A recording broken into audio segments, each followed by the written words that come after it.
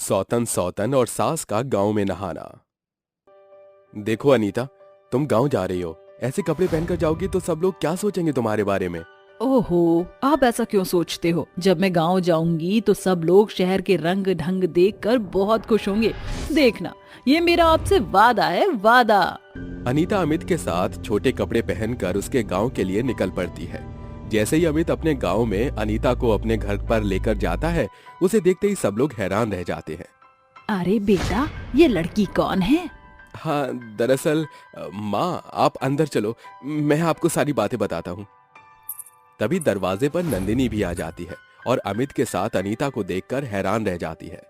अजी, बड़ी दिनों बाद आप वापस घर लौटे हो और ये लड़की कौन है? लगता है आपकी कोई दोस्त है। ओहो, तुम कितनी भोली हो। भला कोई आदमी अपने घर पर अपनी कोई दोस्त को क्यों लेकर आएगा?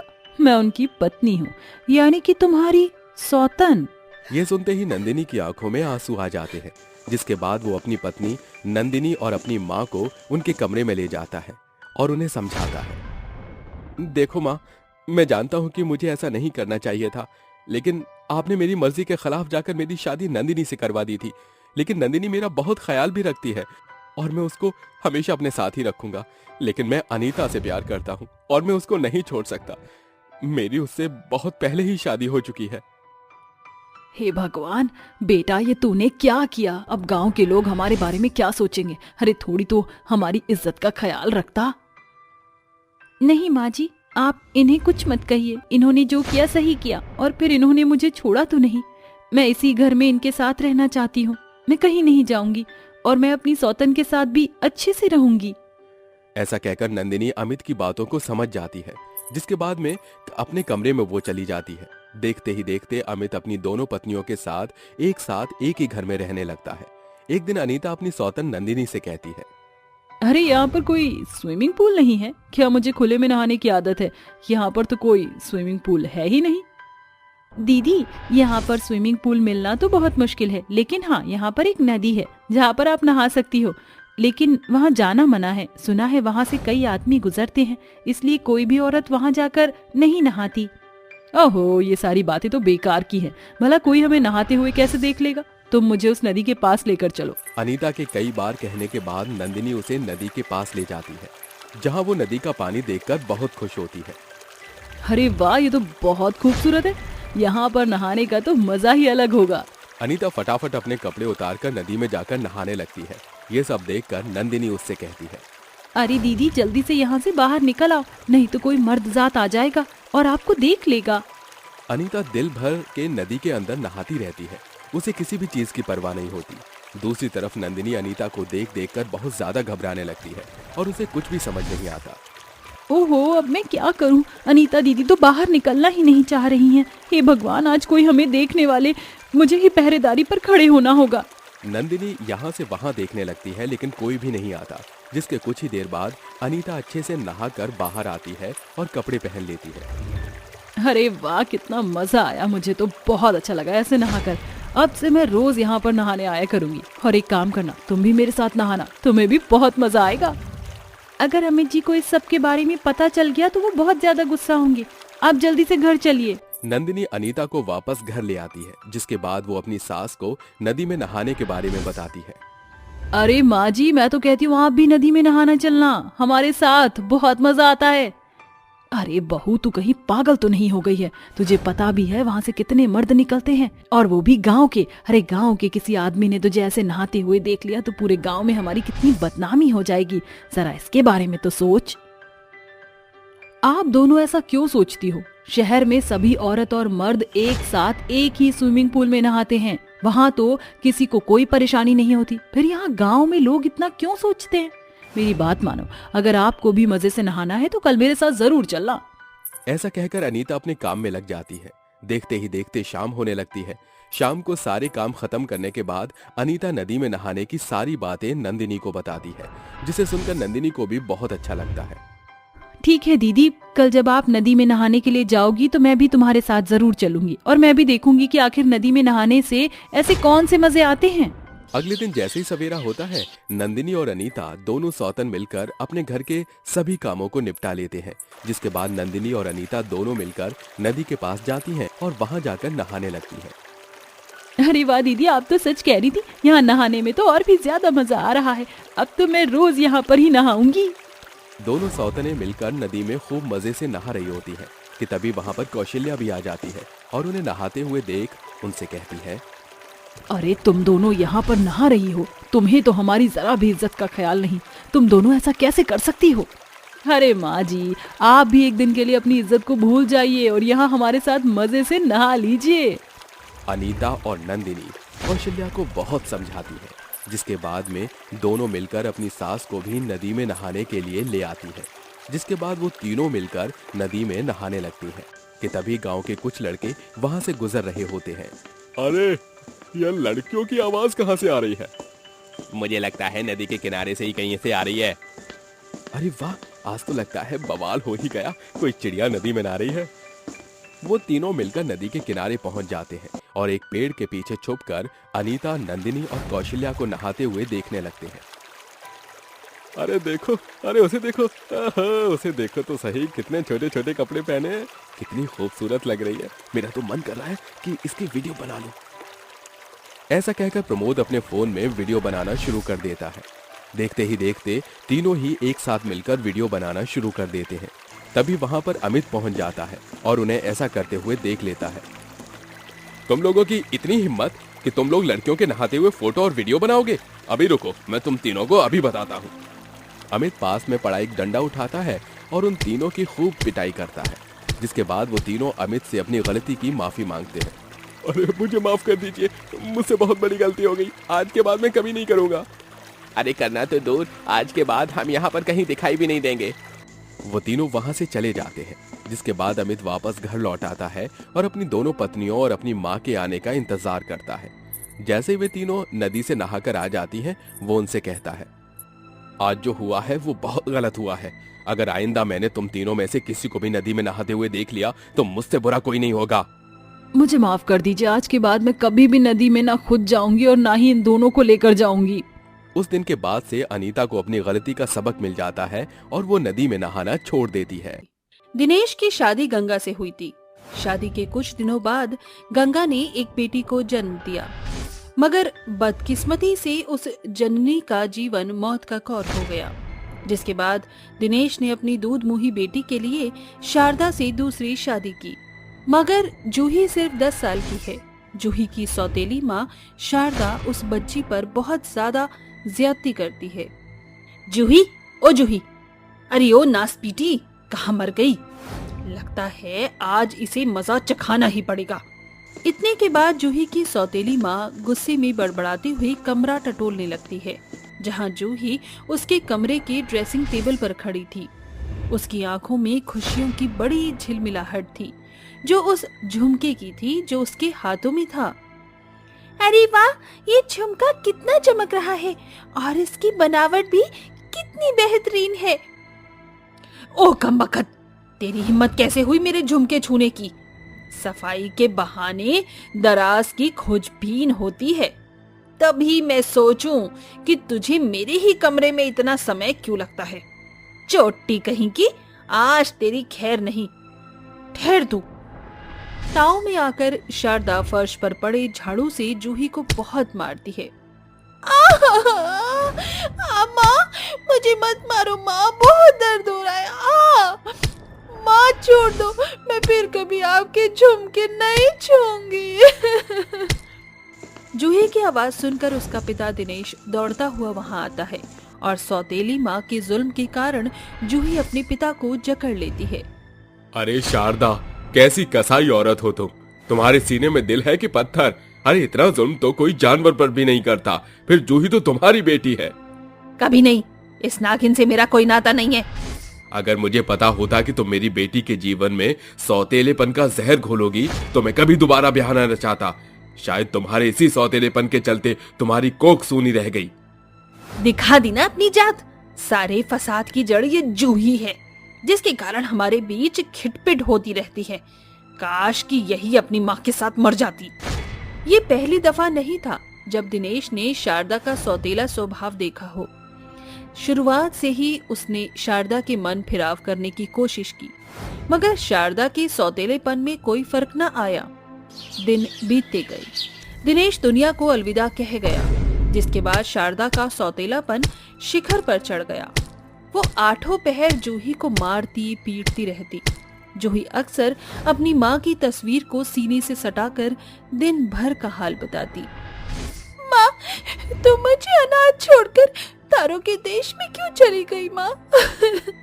सौतेली माँ कभी भी मुझसे मीठे मुंह बात नहीं करती। अब तो तुमने बाबूजी को भी अपने पास बुला लिया। आपकी बेटी बिल्कुल अकेली पड़ गई माँ। जूही देर रात बातें करके गहरी नींद में समा जाती है। सवेरा होते ही उसकी सौतेली माँ बेचारी बच्ची पर बाल्टी भरकर पानी डालकर बोलती है, कामचोर, कमबख्त, सूरज सर पर चढ़ाया और लाडो रानी नींद के मजे लूट रही है। चल काम कर, मैं बाहर जा रही हूँ। मेरे आने तक सारा काम चकाचक मिलना चाहिए, वरना तेरी चमड़ी उधेड़ कर रख दूंगी। अपनी सौतेली माँ के जाते ही जूही के मन में उथल पुथल मच जाती है। मुझे यहाँ से चले जाना चाहिए। सारा दिन काम करके खाने में माँ की मार के सिवा मिलता ही क्या है? इससे अच्छा तो मैं बाहर भटकती हुई चैन से मर जाऊं। उस पर जूही के शब्दों में उसका दुख सांझे तौर से जाहिर हो रहा था। वो झटपट से अपनी माँ की तस्वीर लेकर घर से निकल पड़ती है। उस पल उसकी आंखों में छटी हुई आजादी की उड़ान आकाश के परिंदे की तरह चहक उठी थी, मगर बदकिस्मती से उसकी सौतेली माँ उसे बीच रास्ते पर टकरा गई। जूही, तू यहाँ क्या कर रही है? करम जली, अच्छा तो तू अपनी इस मरी हुई माँ की तस्वीर के साथ घर से भागने की फिराक में थी। आज तो तेरी खैर नहीं। जूही की लाख गिड़गिड़ाहट के बाद भी सौतेली माँ उसकी एक नहीं सुनती और उसकी माँ की तस्वीर को तोड़कर बोलती है, अब से तू इसी कमरे में बंद रहेगी, तभी जाकर तेरी अक्ल ठिकाने आएगी। जूही रोती रोती सो जाती है। तभी आधी रात वो तस्वीर जुड़ जाती है और उसके अंदर से एक बड़ी रोशनी के साथ एक जादुई झुमके का जोड़ा बाहर आता है, जिसके साथ उसकी सौतेली माँ की आत्मा उसके सामने खड़ी हो जाती है। डरो मत जूही, मैं तुम्हारी माँ हूँ, ममता। ये मेरे जादुई झुमके हैं, जिसे मैं तुम्हें देती हूँ। आज तुम्हारी हर जरूरत को पूरा करेंगे ये। जब भी तुम इससे कुछ मांगोगी, ये तुम्हें वो देगा। एकाएक उसकी माँ गायब हो जाती है और जूही उस जादुई झुमके को एकटक निहारती हुई बोलती है, क्या सचमुच में ये झुमके जादू जानते हैं? मुझे बहुत जोरों की भूख लगी है। क्या ये जादुई झुमके मुझे खाना दे सकते हैं? जूही के इतना कहते ही जादुई झुमके के चारों ओर एक बड़ी चमचमाहट के साथ इठलाते हुए अपने अंदर से भांति भांति के स्वादिष्ट खाने की भरमार कर देता है, जिसे देखकर अनाथ जूही की आंखें झिलमिला उठती हैं। अरे वाह, ये जादुई झुमके तो जिंदगी जैसे कमाल करते हैं।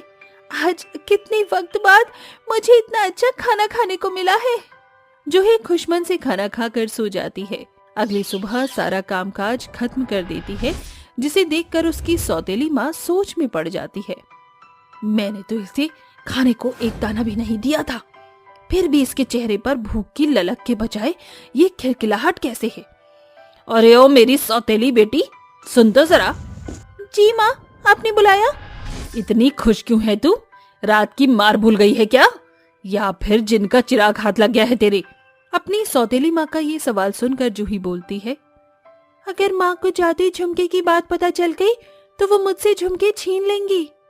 जूही जादुई झुमके का राज छिपाने के लिए झूठ बोल देती है, जिसके बदले में उसे मार पड़ती है, जिससे जूही के शरीर पर खूब सारे चोट के निशान उभर आते हैं।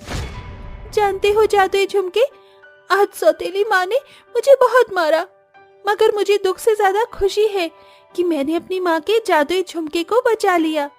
अपनी सौतेली माँ के जुल्म को भूलकर जैसे ही जूही वो जादुई झुमके पहनती है, उसका सारा शरीर जादुई झुमके के तेज तीखी चमचमाहट से भर जाता है, जिसके बाद उसके शरीर के सारे घाव जैसे सुंदर शरीर में घुल जाते हैं। ये क्या, इस जादुई झुमके ने तो मेरे सारे जख्म भर दिए। मेरा शरीर पहले की तरह बेदाग और सुंदर हो गया है। जादुई झुमके, क्या तुम मुझे सुंदर कपड़े दे सकते हो? मेरे सारे कपड़े फटे पुराने हो गए हैं। जूही के मन की ये अभिलाषा जानकर जादुई झुमके के अंदर से तेजोमय प्रकाश कमरे के चारों ओर भर जाता है और झुमके के अंदर से सुंदर सुंदर कपड़े निकलने लगते हैं।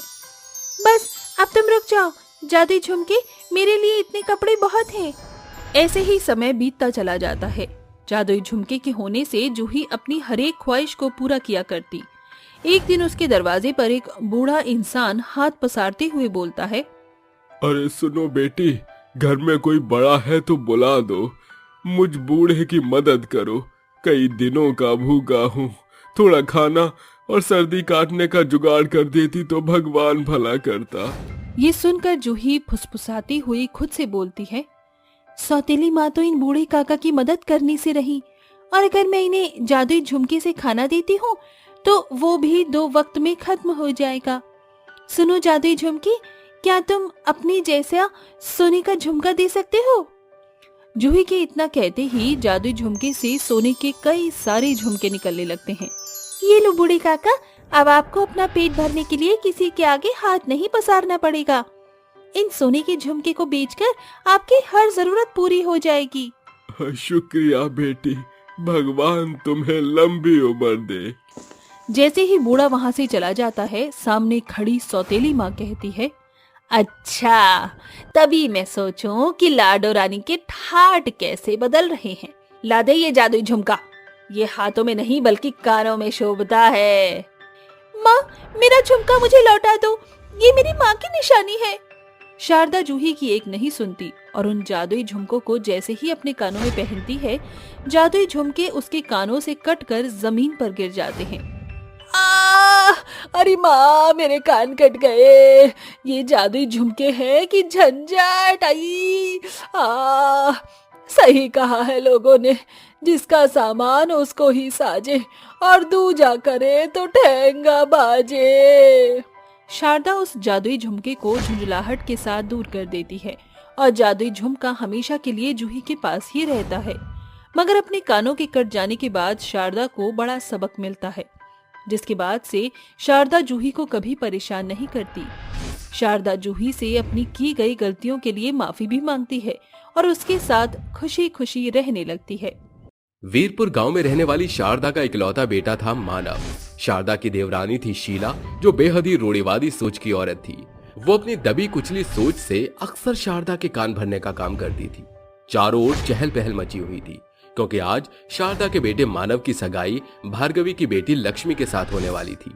जैसे ही लक्ष्मी बैंक्वेट हॉल में पहुंचती है कि एकाएक बिजली कट जाती है। इसी बीच शीला कटाक्ष बातों का कहर ढाती हुई कहती है, राम राम राम, ये कैसी अपशगुनी बहू तलाशी है आपने बड़ी पहुंचाई, जिसके काले कदमों से बैंक्वेट हॉल में बदहाली छा गई थी। इस बात पर शारदा शीला को टोकते हुए कहती है, ये कैसी बातें करती हो, शगुन अपशगुन जैसा कुछ भी नहीं होता। शारदा लीला की पुरानी सोच को साइड में रखकर सगाई की रस्मों को शुरू करती है, जिसके बाद अचानक शारदा के पति गजोधर को दिल का दौरा पड़ता है। क्या हुआ आपको?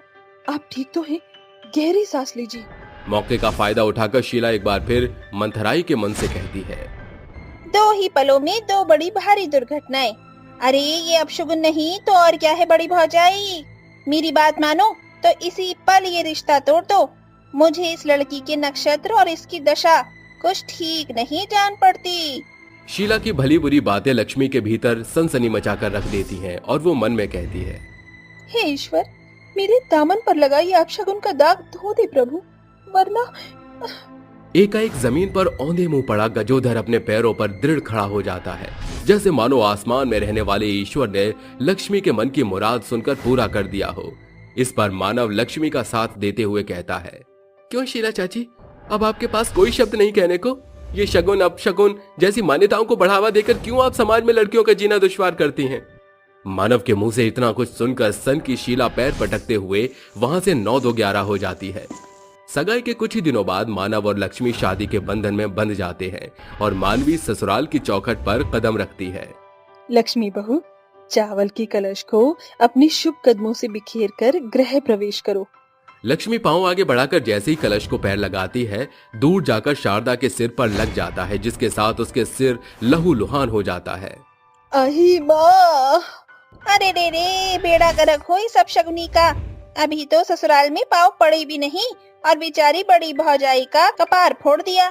शारदा पूरी तरह से शीला की बातों में आकर इस बार मानो घायल शेरनी बन जाती है और अपनी नई नवेली बहू को झड़पते हुए कहती है, अरे तेरी आंखें हैं कि बटन, मेरा खून बहाकर किस बात का बदला निकाला है तूने। सास का बदला स्वर बहू बनकर आई लक्ष्मी के मन में घर कर जाता है। फिर सभी औरतें भी उसे अपशगुनी होने के अलग अलग ताने देकर चलती बनती हैं। अगली सुबह मानव काम पर रवाना होने को रुख करता है। माँ, मैं चलता हूँ। शाम को शारदा के पास एक फोन कॉल आता है और बौखलाकर अपनी बहू पर बरसते हुए वो कहती है, अरे ओ कुलक्षणी, अपशगुनी, कहाँ मर गई, नीचे आ। लक्ष्मी दौड़कर अपनी सास के पास आती है और लड़खड़ाती जुबान से कहती है, क्या हुआ माँ जी, आप इतनी उखड़ी हुई क्यों लग रही हैं? हरामजादी, जब से तेरे कदम घर में पड़े हैं एक न एक अपशगुन हुए जा रहा है। मेरा बेटा अस्पताल में है, वो जिंदगी और मौत के बीच जूझ रहा है। मैं कहती हूँ निकल जा मेरे घर से। शारदा बेरहमी से बहू के बाल पकड़कर उसे घसीटते हुए बाहर निकालने लगती है। तभी मानव बैसाखी के सहारे घर लौट कर आता है। माँ, अरे बाल छोड़िए लक्ष्मी के। अरे बेटा, तू नहीं जानता, ये सचमुच अपशगुनी है। जाने क्या सोचकर इसकी डायन माँ ने इस कुलक्षणी का नाम लक्ष्मी धरा। अरे ये मेरे घर को खा जाएगी, मैं इसे अपने घर की खुशियां खाने नहीं दूंगी। माँ, आप ये दकियानूसी बातें कर रही हैं? लक्ष्मी हाथ जोड़कर रोती बिलखती हुई अपनी सास के कदमों में गिरकर कहती है, माँ जी, मुझे घर से मत निकालिए। मेरे माँ बाबूजी ये सदमा बर्दाश्त नहीं कर पाएंगे, वो मर जाएंगे। एक बेटी की डोली उसके मायके से उड़ती है, मगर उसकी अर्थी उसके ससुराल से। मुझे मार डालिए, मगर जाने को ना कहिए। मैं कुछ नहीं मांगूंगी, एक कोने में पड़ी रहूंगी। मैं तुझे इस घर में एक ही शर्त पर रहने दूंगी कि आज से तू मेरे बेटे के आसपास भी नहीं भटकेगी। बोल, मंजूर है? मुझे आपकी हर शर्त मंजूर है, बस मुझे ससुराल की चौखट लांघने को मत कहिए। शारदा पूरी तरह से शीला के बढ़ावे में आ चुकी थी, जिससे उसे अपनी बहू अब और अपशगुनी जान पड़ती थी। बेटे और बहू के जाते ही शारदा खुद से कहती है, ससुराल का शासन किसे कहते हैं, ये मैं इस अपशगुनी को एहसास कराऊंगी। खुद ब खुद मेरा घर छोड़कर चली जाएगी। तड़के भोर शारदा जमीन पर सोई लक्ष्मी के मुंह पर एकदम ठंडा पानी उड़ेल कर लात लगाकर उठाती हुई कहती है, अरे ओ मनहूस कुलक्षणी बहू, चल सूर्योदय से पहले सारा काम निपटा दे, और याद रहे अपनी अपशगुनी सूरत घूंघट की आड़ से बाहर मत पड़ने दियो। लक्ष्मी ढहकती हुई कामकाज खत्म कर देती है और तभी गजोदर को खाते वक्त जोरदार बेचैनी होती है। शारदा, अरे शारदा। अजी, अजी क्या हो गया आपको? लक्ष्मी झटपट गजोदर की छाती पर हाथ धरकर कहती है, बाबूजी, लंबी लंबी सांसें लीजिए। अरे कुलक्षणी, तू अपनी ये मनहूस परछाई लेकर दूर हट मेरे पति से। थोड़ी देर में घर में डॉक्टर हाजिर होता है और गजोदर की जांच पड़ताल करके कहता है, डॉक्टर, बाबूजी को क्या हुआ था? अरे अपशगुनी, तू हट परे। तेरी ही सूरत देखकर मेरे पति पर ग्रह का चक्र मंडराने लगा होगा। देखिए, इन्हें पैनिक अटैक आया था। वो तो शुक्र है कि सही समय पर आपकी इस बहू ने, जिसे आप अपशगुनी कह रही है, उन्होंने अगर इनके चेस्ट पेन पर अपना पैंतरा ना आजमाया होता तो शायद आज मिस्टर गजोदर आंखें मूंद चुके होते। डॉक्टर की बात शारदा की भटक खोलने ही वाला था कि शीला कहती है, अरे शारदा भौजाई, ये डॉक्टर लोग तो कुछ भी चोचलेबाजी करते हैं। ये क्या ग्रहों की चाल और नक्षत्र के बारे में बताएंगे? याद नहीं, सगाई में रोशनी का बुझना, जेठ जी का औंधे मुंह जमीन पर गिर जाना, और मानव बितवा का बैसाखी पकड़ना, और तो और आज एक किस्सा बहुरानी के अपशगुनी होने की बात को एकदम पुख्ता तौर से पूरा कर रहा है। ये सुनकर लक्ष्मी की आंखों से टप टप आंसू बरस पड़ते हैं। तभी वो आंसू पोंछकर कहती है, बस चाची जी, बहुत सुन ली मैंने आपकी ये चोचलेबाजी, बहुत सहकर देख लिया। मगर मुझे अपशगुनी कहने से पहले अपने गिरेबान में झांक कर देखिए। ब्याह के तुरंत बाद ही चाचा जी चले गए। मेरा तो सुहाग आबाद है और मैं कोई बांझ पखेरू भी नहीं, मगर आपने तो सब कुछ खो दिया है। और असल मायने में अपशगुनी कौन हुआ, मैं कि आप? ये सुनकर गुस्से से तिलमिलाई शीला आगे बढ़कर जैसे ही उस पर हाथ उठाती है, तभी शारदा बीच में आकर कहती है, बहुत सही कह रही है शीला, दूसरों की बेटियों पर दोष लगाना बहुत आसान है। सोचो शीला, अगर यही अपशगुनी का बुरा बर्ताव तुम्हारी कोख से जन्मी बेटी के संग होता तो कितना कलेजा दुखता। मैंने तुम्हारी बहकी बातों में आकर इन दबी कुचली बातों पर भरोसा किया। शगुन अपशगुन जैसा कुछ नहीं होता, ये सिर्फ हमारी सोच का असर है। बहू, अपनी सास को माफ कर दे। लक्ष्मी की बात न सिर्फ उसकी सास शारदा बल्कि सदियों पुरानी कुरीति में जकड़ी शीला को भी बदल कर रख देती है। उस रोज शीला जैसे ही अपनी सोच के साथ सदमे में साफ दिखाई पड़ रही थी और अंत के साथ शीला कहती है, बहू, मुझे माफ कर दी। पुरानी रीति में पढ़कर ये सब कुछ सोचना स्वाभाविक है, मगर आज समझ आया ये शगुन अपशगुन की सोच, नजर और नजरिए की बात है। लक्ष्मी का एक कदम न सिर्फ उसे उसकी सही औकात दिखाता है बल्कि आस पड़ोस को भी उनकी सोच सही करके रख देता है। कुमुद को सिलाई का बहुत शौक था। 2-4 दिन में ही उसकी शादी थी। अपने सुंदर से दुपट्टे को हीरे मोती जड़ाकर तैयार करके उसे ओढ़कर वो कहती है, हाय, इस दुपट्टे को कितना प्यारा सजाया है मैंने। इसे पहनकर मैं अपने पिया के सामने स्टेज पर जाकर गाऊंगी, तेरे नाल मैं आवांगी, ससुराल में जावांगी। तभी एक पुनिया नाम की लड़की डॉल लाकर कहती है, दीदी, आपकी शादी होने वाली है तो मेरी डॉल आपकी शादी में क्या पहनेगी? मैं उसके लिए भी एक अच्छा सा कपड़ा लेकर आई हूँ, प्लीज दीदी बना दो। अरे नहीं बेटा, मेरी मशीन खराब हो जाएगी, ये सब तो तुम्हारी मम्मी भी बना कर दे देंगी। अरे दीदी, आप बना दो ना, आप पर सिलाई मशीन है और आपको आता भी है। ये सही आफत पाल रखी है मैंने, इसीलिए तो मैंने फैशन डिजाइनिंग का कोर्स किया है, ताकि मैं डॉल्स के कपड़े सिलूं। लाओ दो। ऐसा कहकर कुमुद उस डॉल के कपड़े को सिल देती है, जिसे पहनाकर पुनिया कहती है, अरे वाह दीदी, आपने तो बहुत अच्छे कपड़े सिले, थैंक यू सो मच। आप सबसे ज्यादा आपकी शादी में मेरी डॉल अच्छी लगेगी। हाँ, मेरी शादी थोड़ी है, इसी डॉल की तो शादी है। कहीं मोहित इसी डॉल से शादी ना कर ले मुझे समझकर। मुझे अपने शादी का लहंगा भी सिलना है, दूसरों की सिलाई मुझे पसंद नहीं, इसलिए मैंने फैशन डिजाइनिंग का कोर्स किया है और जब से ही सोच रखा है कि कैसा लहंगा तैयार करना है। ऐसा कहकर कुमुद अपने लहंगे के कपड़े की कटिंग कर लेती है। वो लहंगा सिलने ही जा रही थी कि तभी उसकी माँ गोमती और ताऊ विभूति आकर कहते हैं, अरे कुमुद बेटा, तू जरा मेरी साड़ी का ब्लाउज सिल दे। अरे बेटा, मेरे लिए पैंट शर्ट सिल दे। जब तुझे आता है तो मैं बाहर पैसे क्यों दूं? तू ही पैसे ले लेना, सिल दे बेटा इसे। माँ, क्या है आपको? मेरी शादी है और आप लोग मेरी ही शादी में जो कपड़े पहनना चाहते हैं मुझसे सिलवा रहे हैं। थोड़ा तो दुल्हन का लिहाज रखिए, दर्जी बना दिया मेरे को तो। लो कर लो बात। अरे बेटा, तू तो पहले से ही दर्जी है, हमने तुझे थोड़ी कहा था कि 4-5 साल तू दर्जी वाला कोई कोर्स कर। हाँ, मुझे खुद ही बोलती थी माँ, मुझे कपड़े सिलने हैं, मेरा शौक है, मेरा पैशन है, तो अब कर। और जब तुझे इतनी कलाकारी आती है तो हम बाहर क्यों पैसे फूकें? पर माँ, मेरी शादी है, मुझे थका रही हो आप, बाहर पैसे देकर करवा लो। नहीं बेटा, शादियों के सीजन में हम किसी पर भरोसा नहीं कर सकते हैं। अपनी शादी में अपनी माँ, ताऊ जी, घर वालों के बिना तो जाएगी नहीं तू। उनके कपड़े तैयार कर दे। और हाँ, तेरे पापा, तेरी बहनों का लहंगा भी है, वो भी तू देख लेना। ढेर सारे कपड़े देखकर गोमती और विभूति चले जाते हैं। अपने कमरे में कपड़ों का ढेर देखकर कुमुद कहती है, पता नहीं कौन सी तारीख में मैंने सिलाई का कोर्स कर लिया, जो अपनी ही शादी में दर्जी बनकर कपड़े सिलने पड़ेंगे। दुल्हन की तो कोई वैल्यू ही नहीं है। 3 दिन के भीतर वो कुमुद अपने सभी घर वालों के कपड़े सिल देती है। शुक्र है सबके कपड़े सिल गए, पर मेरा लहंगा रह गया। अरे जब मैं ही तैयार नहीं हो पाऊंगी मेरी शादी में, तो ये अपने कपड़े पहन करके बारातियों के साथ नाचेंगे क्या? एक दिन बचा है, जल्दी से कर लेती हूँ, मेहंदी लगने के बाद कुछ नहीं कर पाऊंगी। ऐसा कहकर वो अपना लहंगा सिलने लगती है कि उसी टाइम कुमुद की मशीन चलना बंद हो जाती है और सुई टूट जाती है। नहीं नहीं, ये नहीं हो सकता। अपनी सिलाई मशीन से लहंगा सिलकर कैसे पहनूंगी? कल मेरी शादी है, लगता है मैं कुंवारी ही मर जाऊंगी। चंद से जो टूटे कोई सपना, जग सोना सोना लागे, जग सोना सोना लागे, से लेना जब अपना दुल्हन वाला लहंगा। कुमुद परेशान होकर रोने लगती है। उसके पास न कोई दूसरा लहंगा था, न पैसे थे, न वक्त था। जहाँ सभी नाच गा रहे थे और उसके हाथों में मेहंदी लग रही थी। मेरे हाथों में मेहंदी भी लग गई और मेरा लहंगा भी नहीं सिला। कल मेरी शादी कैसे होगी?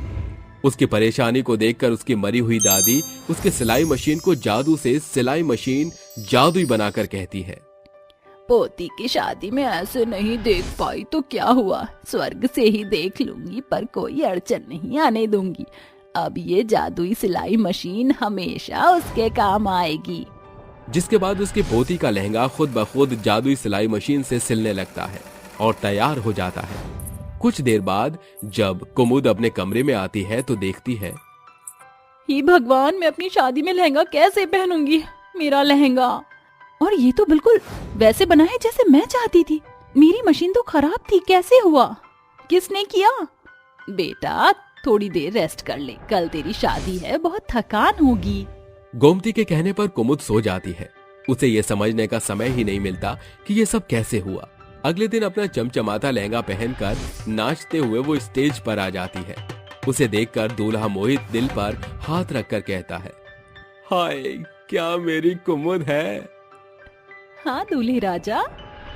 कुछ ही देर में दोनों की धूमधाम से शादी हो जाती है, जहां फूलों की बहार से उसके ससुराल वाले उसका स्वागत करते हैं। थोड़े दिन बाद उसकी नंद पाखी कॉलेज जा रही थी। उसकी ड्रेस फट जाती है। नहीं भगवान, मेरी इतनी महंगी 5,000 रुपए की ड्रेस फट गई। अब फैंसी ड्रेस कंपटीशन कैसे जीत दूंगी? माँ तो पैसे भी नहीं देंगी। अरे दीदी आप रोइए मत, भूल गई आप कि आपकी भाभी एक फैशन डिजाइनर है। ठीक है भाभी, कर दीजिए फिर, बस 1 घंटा ही बाकी है। जिस तरह से फटा है इसमें एक्स्ट्रा पीस लगेगा। मुझे इसके लिए पास वाली मार्केट से मैचिंग का कपड़ा लाना होगा। तुम चेंज कर लो, मैं आती हूँ। कुमुद मार्केट जाती है। उसकी नंद वो ड्रेस सिलाई मशीन पर रखकर चली जाती है और जादुई सिलाई मशीन जादू से उसकी ड्रेस को पहले जैसा बिल्कुल ठीक कर देती है। कुमुद जैसे ही अपने कमरे में आती है तो उस ड्रेस को बिल्कुल नया का नया पाती है। हे भगवान, मैं तो मार्केट गई थी तो ये ड्रेस अपने आप सिली कैसे? ऐसे ही मेरी शादी के दिन हुआ था। भाभी ड्रेस तैयार हो गई क्या? हाँ लो, बिल्कुल ठीक है, अब तुम आराम से जा सकती हो। शुक्रिया भाभी, आप बहुत अच्छे हैं, बच गई आज तुम्हें। ये कहकर नंद भाभी से खुश होकर चली जाती है। तभी सास 10 जोड़ी कपड़े लाकर कहती है, बहू तूने अपनी शादी में सबको अपने हाथ से कपड़े सिलकर पहनाए थे। तेरी सिलाई पड़ोसियों को भी शादी में बहुत पसंद आई तो उन्होंने 10 जोड़ी कपड़े दे दिए हैं। मैं मना नहीं कर पाई। उनका 1 हफ्ते के अंदर सिलकर दे देना। हाँ, और पैसे तू देख लियो। ठीक है माँ जी, मैं कर दूंगी। चलो अच्छा है, जो पैसे आएंगे उनसे मैं मोहित के लिए तोहफा ले आऊंगी। कुमुद 2 जोड़ी कपड़े जैसे तैसे सिल लेती है। फिर घर के कामों में उलझ जाती है। वो सीढ़ी से उतरती है कि उसके सीधे हाथ में चोट लग जाती है। वो डॉक्टर के पास जाती है, जहां डॉक्टर उसे 1 हफ्ते तक सीधे हाथ से काम करने की मना करता है। और कुमुद कहती है, मैं घर में किसी को भी पता नहीं चलने दूंगी कि मेरी सीधे हाथ में लग गई है। पल्लू से अपने प्लास्टर को छुपा लूंगी, पर घर के काम और बाकी के कपड़े कैसे सिलूंगी? कुमुद जैसे ही घर पहुंचकर अपने कमरे में आती है तो सारे कपड़े उसे सिले हुए मिलते हैं, जिन्हें देखकर वो कहती है, अरे पैंट शर्ट सूट ये सब तैयार कैसे हो गए? मैंने तो इनकी कटिंग भी नहीं की थी। मुझे ऐसा क्यों लगता है कि मेरी गैर हाजिरी में कोई मेरे सारे कपड़े सिल देता है, और मेरे शादी का लहंगा भी ऐसे ही सिल गया था। कैसे पता करूं? कुछ समझ नहीं आ रहा। आप जो भी हैं मेरे सामने आ जाइए। तभी कुमुद की दादी उसके सामने आकर कहती है, बेटा जीते जी मैं तुझे ना कोई तोहफा दे पाई, ना तेरी शादी में शामिल हो पाई, और तू इतनी परेशानी में थी ये मुझसे देखा नहीं गया। इसलिए तेरी सिलाई मशीन को मैंने जादुई सिलाई मशीन बना दिया। उसी की सहायता से तेरी शादी का लहंगा तैयार हो गया। तेरी ननद के और ये कपड़े भी अपने आप सिल गए। तुझे कोई भी काम हो तो अपनी जादुई सिलाई मशीन से कह देना, वो झट से सारे कपड़े सिल देगी। शुक्रिया दादी, अब मैं अपना खुद का एक बड़ा सा बुटीक खोल लूंगी, जहां मुझे किसी हेल्पर की आवश्यकता भी नहीं पड़ेगी और बाकी का काम जादुई सिलाई मशीन कर देगी। हाँ बेटा, ऐसे ही हमेशा खुश रहना। चलती हूँ। ये कहकर उसकी दादी चली जाती है। तभी पड़ोसन आकर कहती है, अरे तुमने 1 हफ्ते से पहले इतने सारे कपड़े झट से सिल दिए, बहुत बहुत शुक्रिया। ये लो तुम्हारे पैसे। शुक्रिया आंटी। कुछ ही दिनों में कुमुद अपने ससुराल वालों की सहायता से अपना बुटीक खोल लेती है, जहां वो गरीब लड़कियों को भी सिखाया करती थी और अपनी जादुई मशीन को सबसे छुपाकर फटाफट ऑर्डर तैयार कर दिया करती थी, जिससे एक बड़ी कंपनी उसे अपने कपड़े डिजाइन करने के लिए हायर करती है। मेवाड़गढ़ के छोटे से गांव में एक इंसानी बंदर रहता था। गांव के सभी लोग उससे दूरी बनाकर रखते थे। लोगों का कहना था कि वह एक श्रापित बंदर है, जिसके चलते कोई उसके पास नहीं जाया करता था। एक दिन की बात है, हे भगवान, मेरे पास तो खाने के लिए कुछ भी नहीं है। अगर गांव वालों के पास गया तो वो मुझे भगा देंगे। अब मैं क्या करूं? बहुत जोरों से भूख लगी है। बंटू दिखने में आधा इंसान और आधा बंदर की तरह था। उसके अंदर आधे लक्षण बंदर के थे तो आधे लक्षण इंसानों के थे। वह खाने की तलाश में जंगल की तरफ भागने लगता है। वह देखते ही देखते एक के बाद एक पेड़ के ऊपर चढ़ता और फल फ्रूट ढूंढने लगता है। बंटू को एक पेड़ पर कई सारे सेब लटके हुए नजर आते हैं, जिसके बाद बंटू उस पेड़ पर चढ़कर सेब खाने लगता है। अरे क्या बात है, ये तो बहुत ही स्वादिष्ट नजर आ रहे हैं। बंटू पेड़ के ऊपर चढ़ने के बाद पेट भर के वहाँ सेब खा लेता है, जिसके बाद वह उस पेड़ से नीचे उतरता है। उस पेड़ के पास में एक नदी थी, जहाँ एक स्त्री जिसका नाम स्वरागिनी था, वह स्नान कर रही थी। अरे ये लड़की कौन है जो यहाँ पर स्नान कर रही है? बंटू पेड़ के पीछे छुपकर उस लड़की को देखने लगा। बंटू को वह लड़की बहुत खूबसूरत नजर आने लगी। उसकी नजरों में उस लड़की का अक्ष समा गया था। कितनी खूबसूरत लड़की है। ऐसी खूबसूरत लड़की मैंने पहले कभी नहीं देखी। बंटू उसे देख रहा होता है कि तभी अचानक से स्वरागिनी की नजर उसके ऊपर पड़ जाती है और वह जोर से चिल्लाने लगती है, बचाओ बचाओ बचाओ, यहाँ पर एक बंदर जैसा दिखने वाला आदमी है, कोई मुझे बचाओ। रुको रुको, शांत हो जाओ। लोगों को यहाँ मत बुलाओ, नहीं तो वो मुझे यहाँ से निकाल देंगे। मैं तुम्हें नुकसान पहुँचाने नहीं आया हूँ, मुझे माफ करना। मैं सिर्फ अपना पेट भरने के लिए यहाँ पर फल ढूंढने आया था। मेरी नजर तुम पर पड़ी, लेकिन मैं तुम्हारा बुरा नहीं चाहता। स्वरागिनी के चिल्लाने पर बंटू उसके सामने आता है और उसे चुप कराने के लिए कहता है। बंटू के ऐसा कहने पर स्वरागिनी चुप हो जाती है और वह उससे पूछती है, ये सब तुम्हारे साथ कैसे हुआ? तुम तो आधा इंसान और आधा बंदर दिखाई देते हो। देखो मेरे साथ ये सब कैसे हुआ, इसका मैं तुम्हें कुछ नहीं बता सकता। ऐसा कहकर बंटू वहाँ से चला जाता है, जिसके बाद स्वरागिनी स्नान करके अपने कपड़े पहन लेती है और वापस घर को लौट आती है। स्वरागिनी विधवा और वह अपनी सास के साथ रहा करती थी। घर पर आने के बाद वह अपनी सास हेमा को आधे इंसान जैसे दिखने वाले बंदर के बारे में बताती है, जिसे सुनने के बाद हेमा अपनी बहू से कहती है, बहू, भगवान का लाख लाख शुक्र है कि तू सही सलामत वापस घर लौट आई। देखो उस बंदे से दूर रहना, वह श्रापित बंदर है, कहीं तुम्हें नुकसान ना पहुंचा दे। श्रापित? आखिर उसे ऐसा कौन सा श्राप लगा है माँ जी? इसके बारे में कोई भी नहीं जानता। देखो मैं तुम्हें बार बार समझा रही हूँ, उससे दूर रहना। शाम को खाना खाने के बाद स्वरागिनी अपने कमरे में जाकर सोने लगती है, लेकिन सोने के बाद भी उसे आधे इंसान जैसे दिखने वाले बंदर के बारे में ख्याल आने लगता है। अगर वह आधा इंसान जैसा दिखने वाला बंदर लोगों को नुकसान पहुंचाता है तो उसने मुझे नुकसान क्यों नहीं पहुंचाया? स्वरागिनी ऐसा सोचते सोचते सो जाती है। अगले दिन जैसे ही सवेरा होता है, स्वरागिनी के दिमाग से आधा इंसान जैसा दिखने वाले बंदर का ख्याल जाता ही नहीं है। वह बार बार उसके बारे में सोचने लगती है। तभी उसकी सास उसके पास आती है और उससे कहती है, अरे बहू, घर में पानी खत्म हो गया है, जा तो जरा नदी से पानी भर के ले आ। स्वरागिनी नदी से पानी भरने के लिए चली जाती है। जैसे ही वह नदी के पास पहुंचती है, वह आधी इंसान जैसे दिखने वाले बंदर को देख लेती है, जो कि नदी से पानी पी रहा होता है। अरे ये तो वही है, कहीं मुझे देखकर ये बंदर डर ना जाए और यहाँ से भाग ना जाए। स्वरागिनी उसे बहुत देर तक देखती रहती है। तभी बंदर की नजर स्वरागिनी पर पड़ जाती है और वह उसे देखकर कहता है, तुम मुझे यहाँ पर छुपकर क्यों देख रही हो? मेरे सामने क्यों नहीं आई? कहीं तुम मुझसे डर के भाग ना जाओ, इसलिए मैं तुम्हारे सामने नहीं आई। स्वरागिनी बंदर से बातें करने लगती है, जिसके बाद हर रोज स्वरागिनी उससे बातें करने नदी किनारे आने लगती है। कुछ ही समय में स्वरागिनी को उस बंदर जैसे दिखने वाले आदमी से प्यार हो जाता है।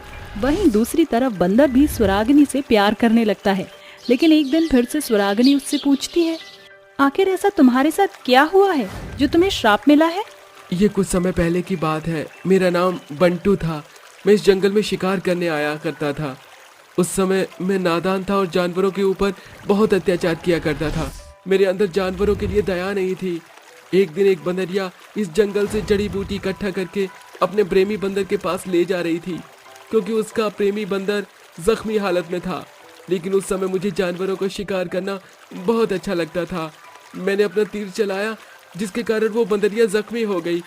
जब उस बंदरिया ने मुझे देखा तो उसने मुझे देखते ही श्राप दिया। ये तुमने अच्छा नहीं किया, तुमने मुझे मेरे प्रेमी से जुदा कर दिया।